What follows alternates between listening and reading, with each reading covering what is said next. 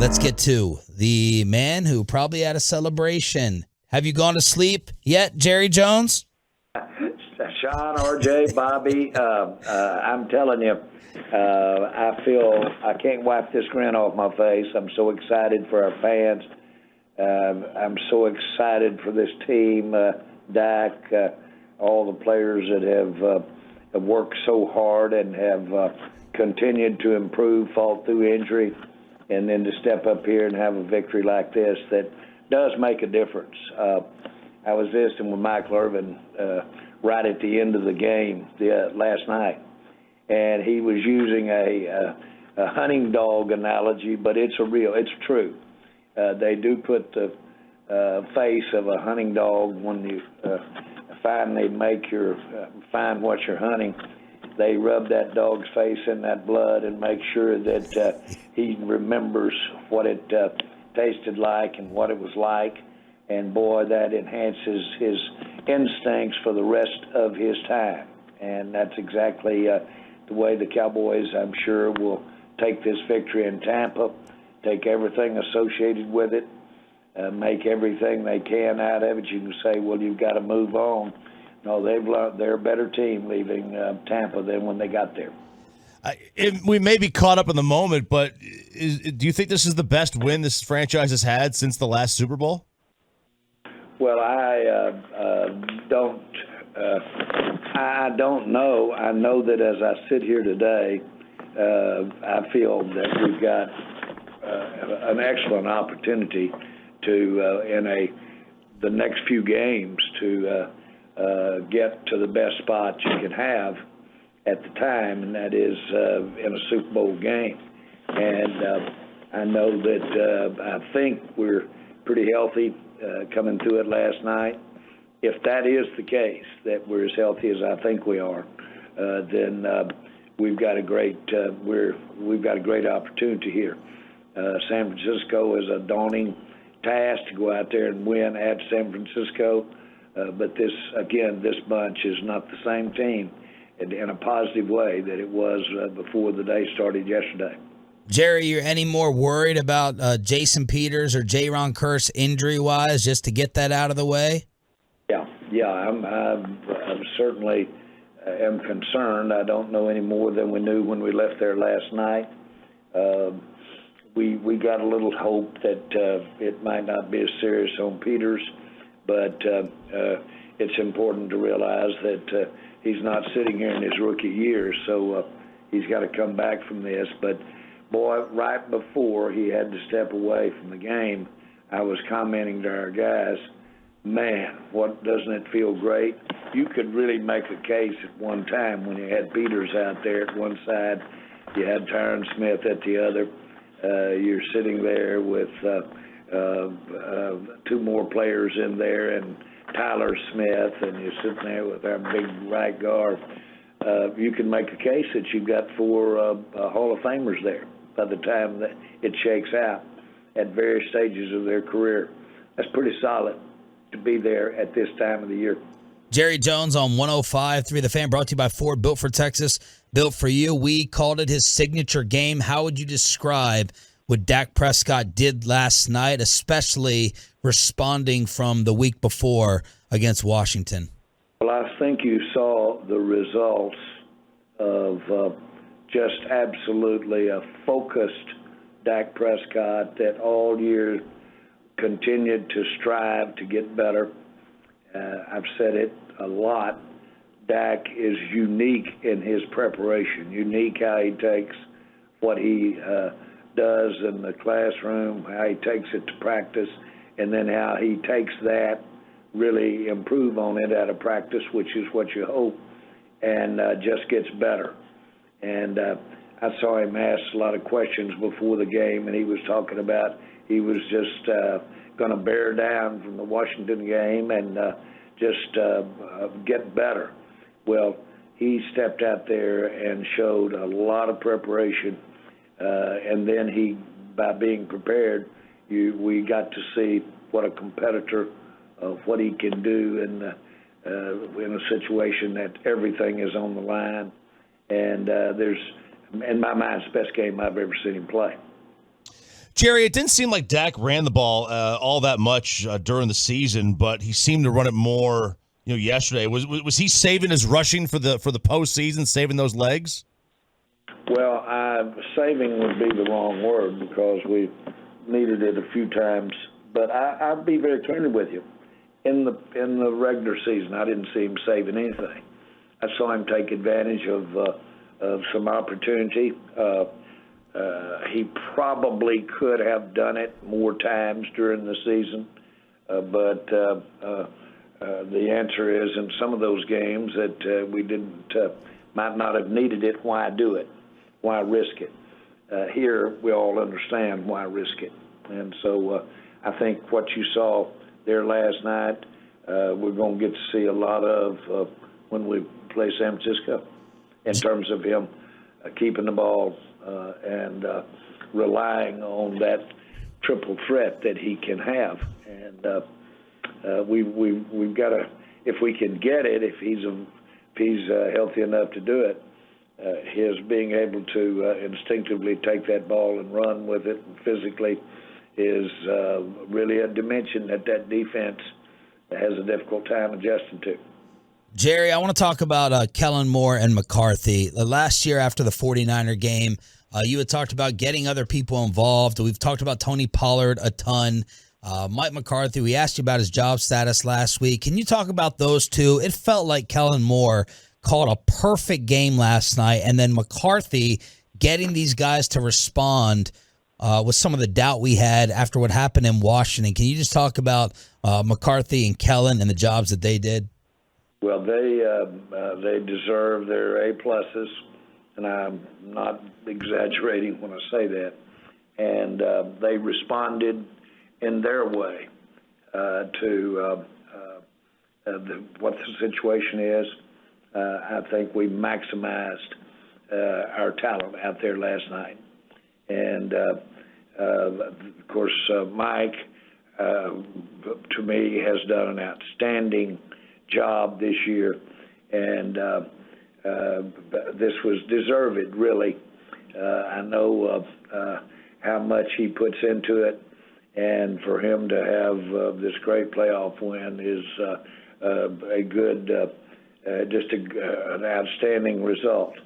And as is always, these questions you have about somebody's where you're going from here, they usually answer themselves right there on the football field, and it did last night.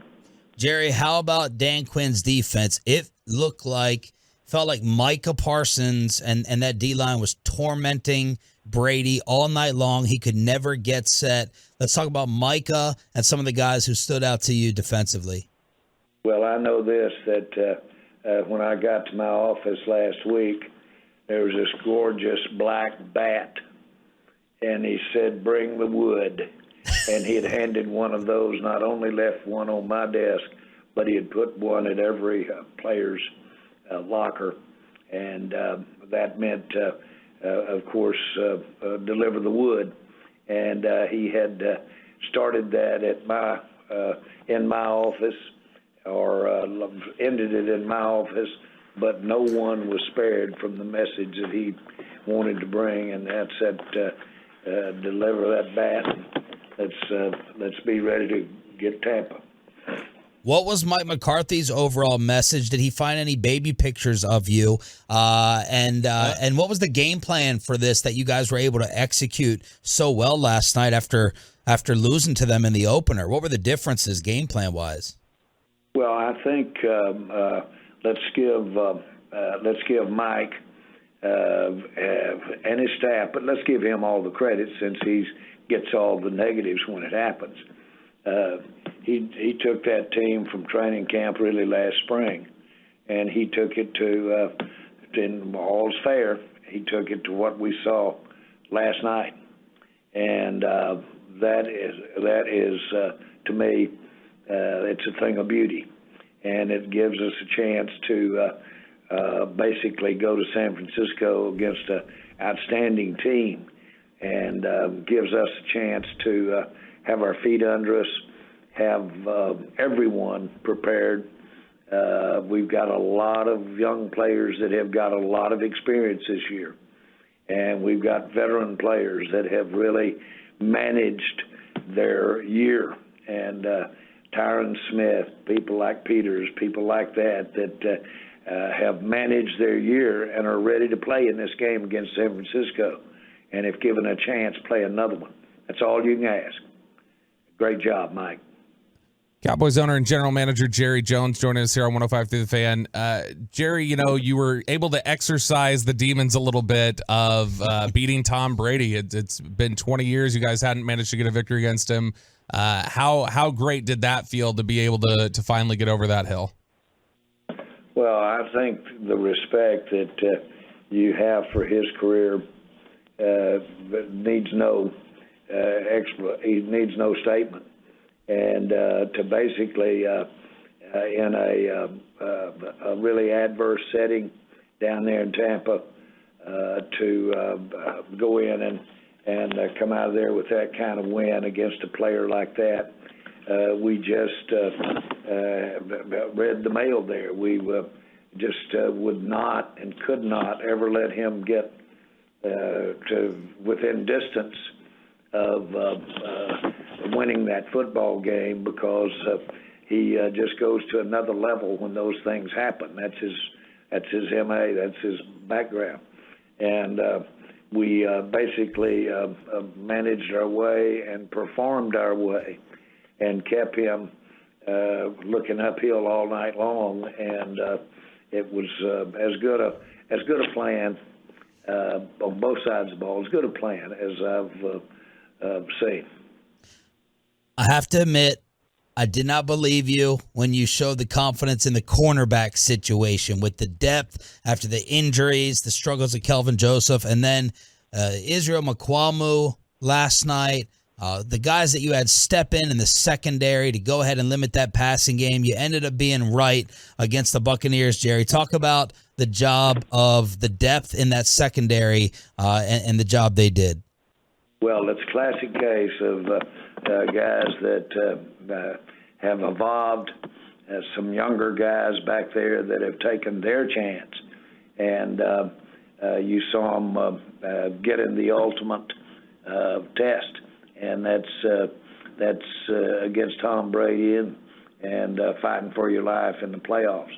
I was particularly pleased with just overall the aggressiveness, the physicalness of our secondary, and that if you really look at the stats in most every game, you have usually a lot more tackles coming from those guys that are in that secondary. So you have to have a physical secondary. We had it last night. Jerry Jones here on a victorious Tolo Tuesday, 105.3 The Fan. The big story for the rest of this week is going to be your kicker with what happened with Brett Maher last night.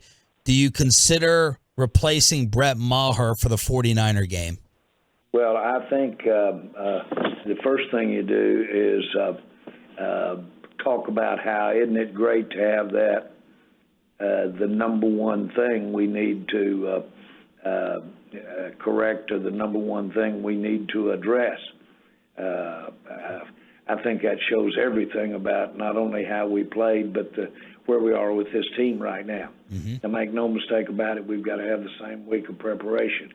Now, over to our kicker. This is a classic case of looking at what he's done for this team and done on the field all year, not just last night. And but kicking is a technical thing.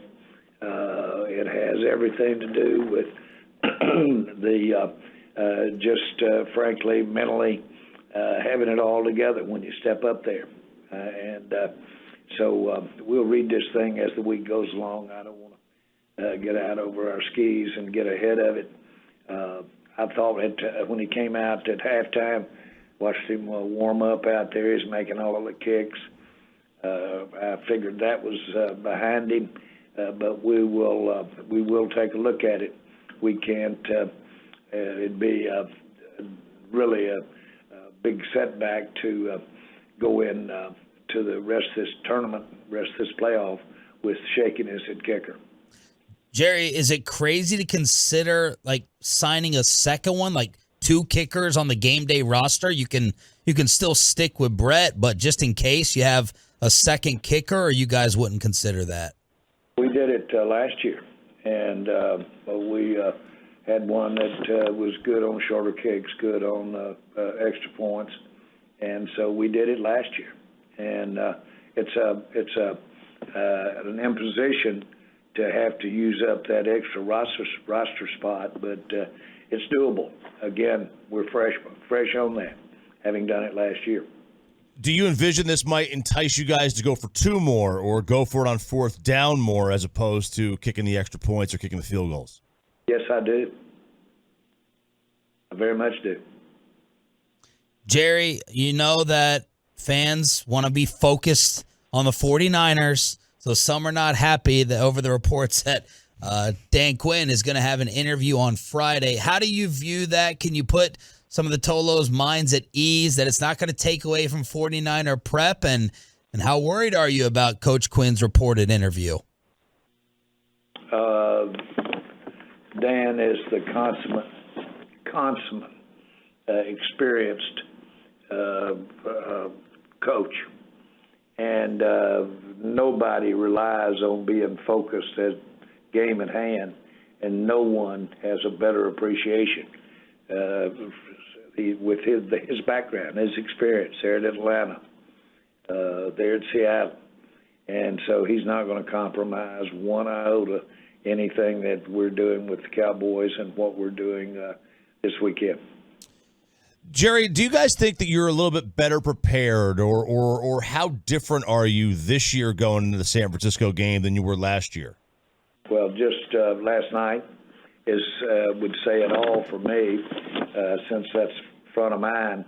But that experience of going down there and coming out of there with a win and playing it and winning the way we did, and playing with the at the level we played, you couldn't do anything and get better, readier to play San Francisco than have that night we had last night.